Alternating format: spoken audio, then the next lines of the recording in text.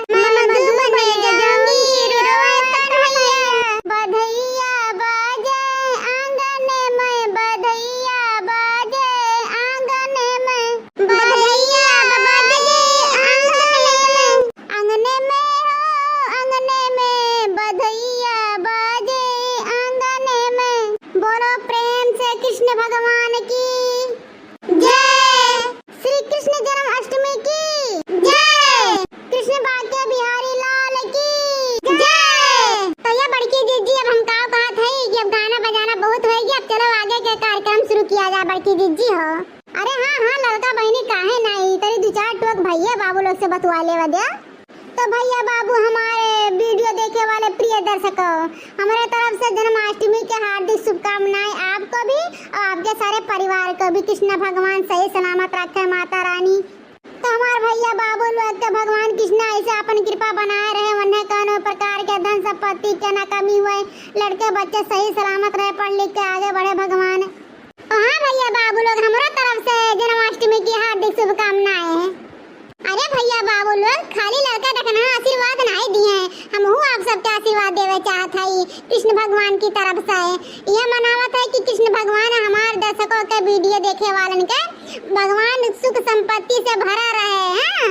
हमारे भैया बाबू लोग के लड़के बच्चे पढ़ लिख के कने ऑफिसर बन जाए। भगवान श्री कृष्ण से यह मनावत है कि जे जहाँ रहे खुश रहे और हमें कुछ नहीं चाहिए, बस हमारी वीडियो